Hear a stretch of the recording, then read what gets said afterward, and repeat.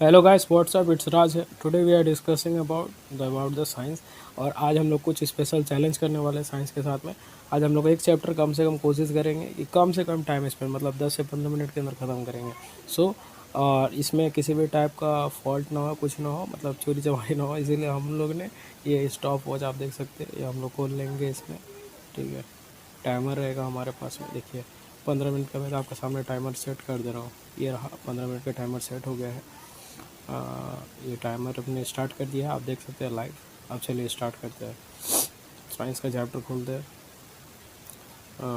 एक काम करते हैं, हम लोग कार्बोनेट्स कंपाउंड पढ़ेंगे आज हम लोग। मैं नहीं जानता, आपके सामने देखिए हर चीज़ डाउनलोड हो रहा है, ऐड भी आ रहा है। ऐसा नहीं कि पहले से कुछ करके रखा है समथिंग, सब मतलब आपके सामने ही होगा जो होगा। ठीक है, ये देखिए इंटरनेट ऑफ कर दो, जैसे हम लोग का क्या ऐड वैड कुछ भी टाइप का कुछ भी आएगा नहीं इसके अंदर में। देखिए ये लोडिंग ले रहा है, 15 मिनट है गाइस अपने पास। और एकदम ऐसा भी नहीं कि ऊपर ऊपर उड़ा के लेके जाऊंगा। देखिए कार्बोनेट्स कंपाउंड है, कार्बोनेट्स कंपाउंड के बारे में पढ़ेंगे। तो पहले आपका बॉन्डिंग इन कार्बन, अगर बॉन्डिंग इन कार्बन के बारे में आप जानना चाहते हो तो carbon from the covalent bond, उसके अंदर में क्या जाता है आपका कोवेलेंट बॉन्ड पाया जाता है। उसके बाद क्या है, फॉर्मेशन ऑफ कोवेलेंट बॉन्ड कैसा होता है। For example covalent bond formation involve sharing of electron. Covalent bond में क्या होता है कि शेयर होता है इलेक्ट्रॉन, ऐसा नहीं कि मतलब ऐसे ही हो गया। एंड द बॉन्डिंग एटम्स बीच में आइदर सेम या डिफरेंट, जो बॉन्डिंग एटम होता है उसके बीच में वो सेम भी होता है, डिफरेंट भी हो सकता है। ऐसा नहीं कि मतलब सेम सेम रहेगा या डिफरेंट। कोवेलेंसी क्या होता है, the number of electron contributed by an atom for sharing is known as is covalency. अगर कोवेलेंसी की अगर बात करें हम लोग, तो नंबर ऑफ इलेक्ट्रॉन जो कंट्रीब्यूट करता है एटॉम में और उसको शेयर करता है is known as covalency. Characteristic of covalent compound, अगर करेक्टरिस्टिक ऑफ कोवेलेंट कंपाउंड के बारे में अगर आप जानना चाहते हैं, इसका मतलब है these compounds are the molecular in nature. Molecule और एटॉम दोनों में अंतर समझ लीजिए। मॉलिक्यूल्स क्या होता है, ये फ्री होते हैं, ये कहीं भी घूम सकते हैं, लेकिन एटम्स क्या बने होते हैं। ईटा, ईटा में क्या होता है आपका एटम्स होता है।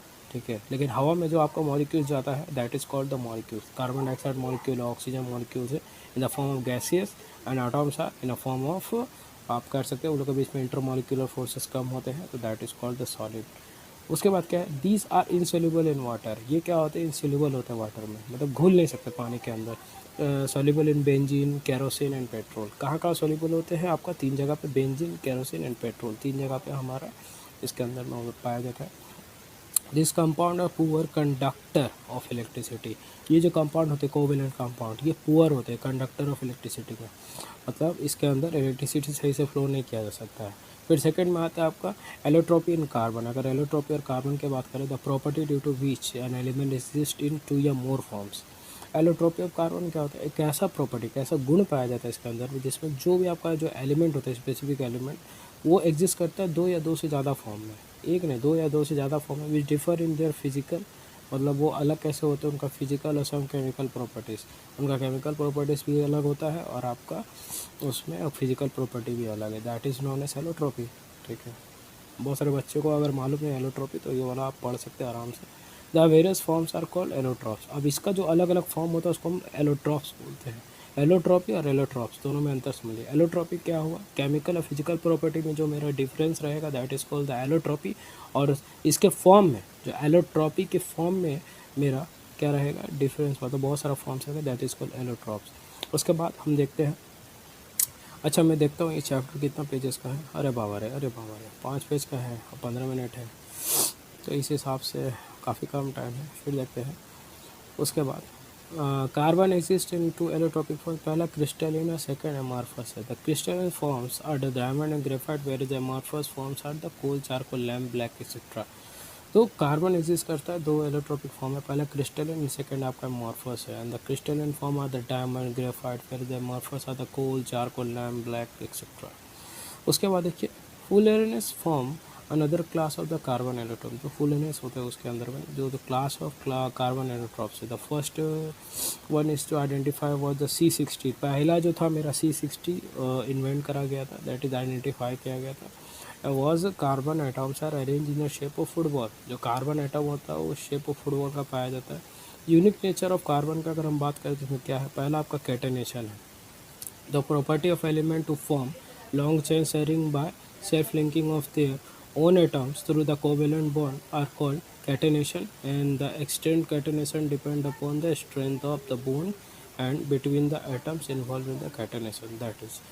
उसके बाद saturated and unsaturated carbon compound देखें। कैटेनेशन क्या होता है, कैसा प्रॉपर्टी जिसमें एलिमेंट्स क्या होते हैं, जिसके लंबे रिंग होते हैं, लंबे चैन हो गए, ठीक है, बाय सेल्फ लिंकिंग, जो खुद से लिंक होते हैं ऑन एटम, अपने ही एटम से सेल्फ लिंक होता है through the covalent bond is called the catenation. Covalent bonds होते हैं that is called catenation. The extent of the catenation depend upon the strength of the bonds between the atoms involve the catenation. अगर हम बात करें extent of catenation का, वो depend करता है आपका स्ट्रेंथ ऑफ बॉन्ड, मतलब बॉन्ड का ताकत कितना है, ठीक है, between the atoms involve in the catenation. जो एटम्स होते हैं उसके अंदर में ही इन्वॉल्व करते हैं ये चीज़। नेक्स्ट आपका saturated and unsaturated carbon compound. तो अगर हम बात करें, देखते हैं टाइमिंग कितना, अरे 5 मिनट हो गए हमारे।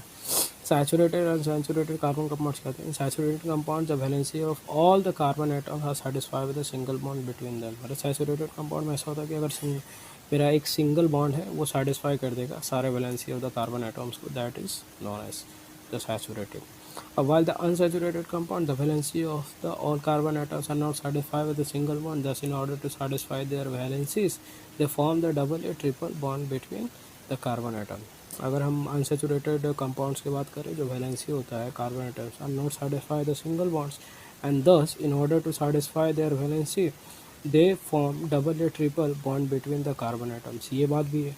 आप एक तरीके की बात यहाँ पे नहीं है, दो तरीके की बात है। अगर आप सैचुरेटेड पढ़ रहे हो तो थोड़ा अच्छे से पढ़िएगा, और अनसैचुरेटेड, क्योंकि ये आपको फ्यूचर में, अगर आप साइंस लेते हैं तो केमिस्ट्री फ्यूचर में भी काम आने वाला है आपका, ये आपका पीछा नहीं छोड़ेगा।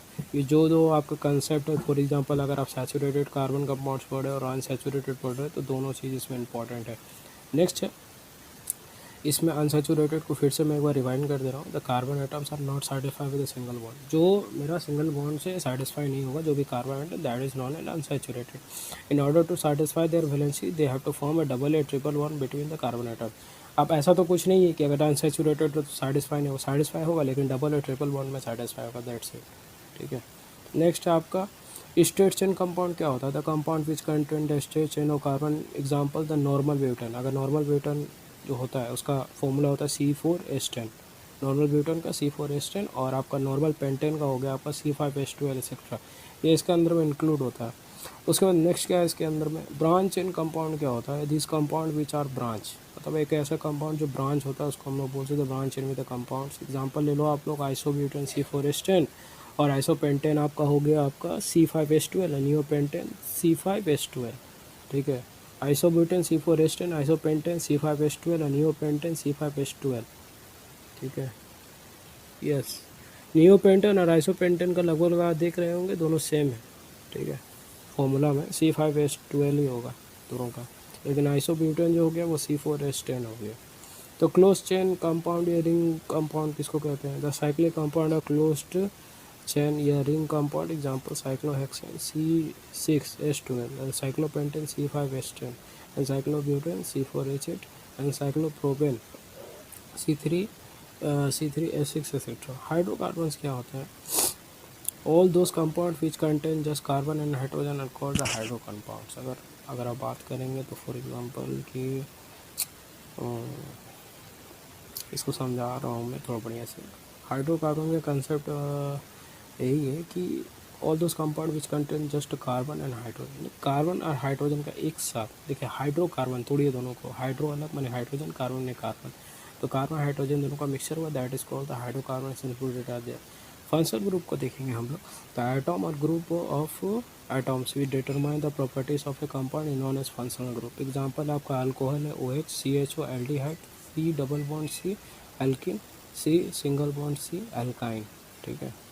एल्किन, एल्डिहाइड, अल्कोहल, और ये सब देख सकते हैं फंक्शनल ग्रुप, ठीक है। अल्कोहल का फंक्शनल ग्रुप आपका OH है। फिर आपका आता है होमोलोगस सीरीज। अगर हम लोग होमोलोगस सीरीज का बात कर रहे हैं, ठीक है, क्या होगा? A series of compound in which the same functional group substitute hydrogen in a carbon chain is called the homologous series. जैसे आपका आ गया CH3 C1 C2 H5 C1 differ by the CH2 unit, ये आपका homologous series के अंदर आता है। Series of compound in which the same functional group substitute the hydrogen in a carbon chain is called homologous. मैंने एक ऐसा series of compound जिसमें आपका सेम फंक्शनल ग्रुप होगा जो सब्स्टिट्यूट करेगा हाइड्रोजन को, कहाँ पे? कार्बन चेन में, उसको हम लोग बोलते हैं homologous series.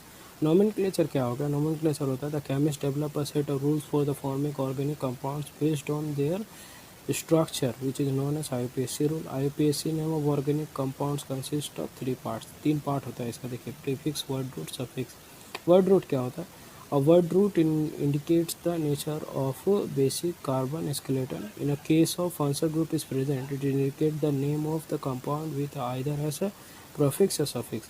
By adding the suffix, the word or the terminal is carbon removed. If the carbon chain is the unsaturated, the final are the same. The carbon chain is substituted by the ENE and YNE respectively. Double and triple bonds are included here. यहाँ पे देखिए ये वाला आप चाहे तो इसका screenshot ले ले, बहुत बढ़िया रहेगा, ये कर लीजिए.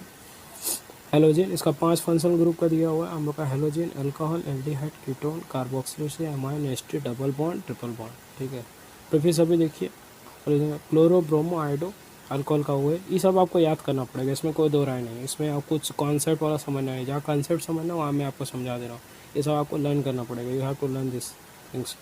एल्डिहाइड का एल, कीटोन का ओ नहीं, कार्बोक्सिलिक का OIC एसिड, अमाइन का एमिनो, एस्टर का OH, डबल बॉन्ड का ये नहीं, ट्रिपल बॉन्ड का वाई नहीं. CL, BrI, OH, CHO, CO, COOH, NH2, COOR. यहाँ पे एग्जाम्पल देख सकते हैं. उसके बाद यह IUPAC नेम.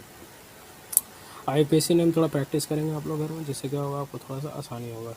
फिर हम लोग देखते हैं chemical properties of carbon compounds. क्या होता है? पहला आपका आता है कंबस्शन. कंबस्शन क्या होता है कि कार्बन कंपाउंड जो undergo combustion reaction to produce CO2 and H2O with the evolution of heat and light. Carbon कोई भी कंपाउंड होता है वो जाता है कंबस्शन के अंदर. कंबस्शन रिएक्शन प्रोड्यूस करता है दो चीज़, आपका कार्बन डाइऑक्साइड और पानी. ठीक है, इन्वॉल्व होता है हीट एंड लाइट. उसमें क्या होता है? हीट भी होता है, लाइट भी होता है. जैसे CH4 प्लस ऑक्सीजन, मीथेन के साथ आपका ऑक्सीजन मिला दे तो क्या बनेगा? वो कार्बन डाइऑक्साइड और पानी और उसके साथ हीट और लाइट निकलेगा. ऑक्सीडेशन क्या होगा? एक एग्जांपल देखिए, ये देखिए इथानॉल CH3 CH2OH. इसमें अल्कलाइल KMNO4 मैंने पोटेशियम परमैंगनेट. KMNO4 को अगर आप चाहें तो लिख सकते हैं साइड में. KMNO4 का फुल फॉर्म होता है पोटेशियम परमैंगनेट. या उसमें क्या कर सकते हैं? हीट लगा सकते हैं. हीट डालिएगा तो क्या इथानॉल से निकलेगा? Ethanoic acid CH3 COOH. That's it. और इसमें हम लोग देखेंगे रिएक्शन जितना आपको लिख के प्रैक्टिस करना होगा, इसमें कोई दो राय नहीं है. The substance which are used for oxidation are known as oxidising agent.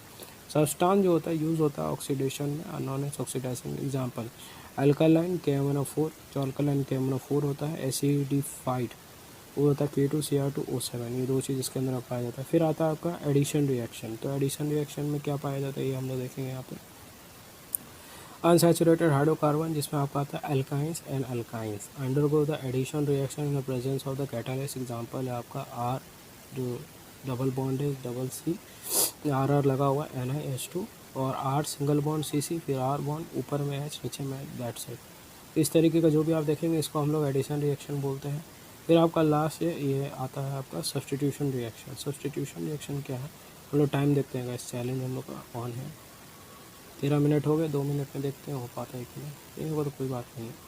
Substitution reaction saturated hydrocarbon gives submission reaction. Example methane in the presence of sunlight undergo the chlorination. अगर हम सैचुरेटेड हाइड्रोकार्बन का बात करें तो substitution reaction देता है. जैसे कि मीथेन में प्रेजेंस होता है सनलाइट अंडरगो द क्लोरिनेशन.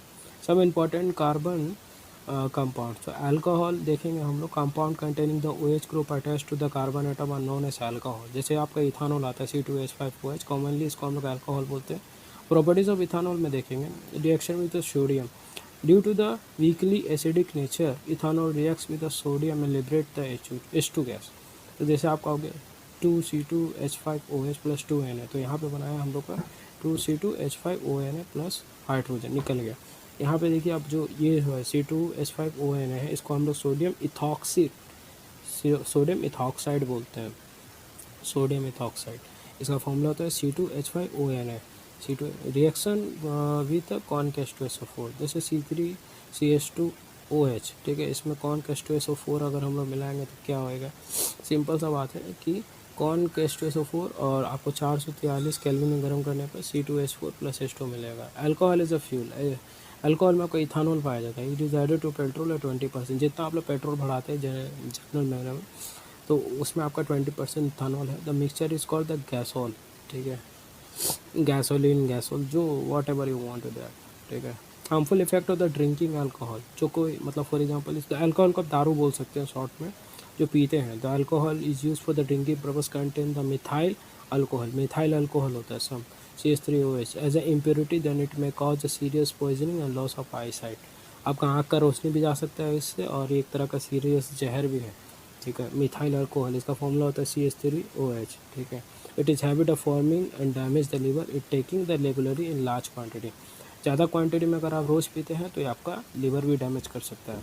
अब हम लोग देखेंगे इथानोइक एसिड क्या होता है, इसको एसिटिक एसिड बोलते हैं, जिसका फॉर्मूला होता है CH3COOH। तो इसमें जो आपका केमिकल प्रॉपर्टीज़ है वो है रिएक्शन विद द बेस। अगर बेस का साथ में मेरा रिएक्शन होगा तो क्या बनाएगा, यहाँ पर हम लोग देखते हैं 2CH3COOH प्लस 2NaOH। तो यहाँ पे अपने 2CH3COOON, देखिए 15 मिनट कंप्लीट हो गया है, दैट्स इट। तो हम लोग आज चैप्टर ये वाला ख़त्म करेंगे, कोई बात नहीं, टारगेट लिए थे 15 मिनट का लेकिन नहीं हो पाएगा, ठीक है। तो आगे चलते हैं, COONaH2O। Secondary reaction with the carbonates and bicarbonate. जो रिएक्शन होता है मेरा कार्बोनेट्स और बाइकार्बोनेट से तो कैसे होगा, 2CH3COOH Na2CO3। तो यहाँ पे क्या हो जाएगा 2CH3COONA plus CO2 plus H2O, ये भी है इसके अंदर में। और नेक्स्ट आपका जो रिएक्शन है इसको आप लिख के प्रैक्टिस कीजिए या नोट डाउन कर लीजिए। अगर आप लेक्चर देख रहे हैं ना, लेक्चर के दौरान जितना रिएक्शन आपको बता रहे हैं सब नोट डाउन करके रख लीजिए, आपका काम आएगा फ्यूचर में, आप देख लेना मेरी बात को। CH3COOH NaSCO3, तो हमारा बनाएगा CH3COONA plus H2O plus CO2। उसका बाद reaction with alcohol, reaction with alcohol इसको स्ट्रिफिकेशन भी बोलते हैं, ठीक है। इसका फॉर्मूला क्या होता है देखिए यहाँ पे, रिएक्शन CH3COOH C2H5OH, तो CH3COO C2H5 मैंने इथाइल इथानोएट बनाता है, जो कि हम लोग इसको ईस्टर बोलता है, उसके साथ पानी बनता है। तो इससे क्या होएगा कि हम लोग का ester react with the presence of an acid to give a base, give back the alcohol and carboxylic acid. This reaction is known as the saponification, इसी को हम लोग सेपोनिफिकेशन बोलते हैं। सोप द डिटर्जेंट्स में क्या होता है, सोप से मानोगे सोप्स आर द सोडियम या potassium salts of long chain acid या कार्बोक्सिलिक एसिड। डिटर्जेंट क्या हो, दे आर द अमोनियम या sulphonate salts of the long chain carboxylic acid. तो सोप और डिटर्जेंट के बारे में पढ़ लीजिए, ठीक है। तो यहाँ पे गाइस हम लोग का चैप्टर फिनिश होता है, और इसके साथ मैं आज के लिए ज़्यादा चाहूँगा, और ये हम लोग चैप्टर फिनिश हो गया, चैप्टर 4 है। आप बोर्ड के लिए काफ़ी इंपॉर्टेंट है, क्लास 10 के लिए। Best of luck guys, please like subscribe and share my channel how much के। जय हिंद, जय भारत, वंदे मातरम।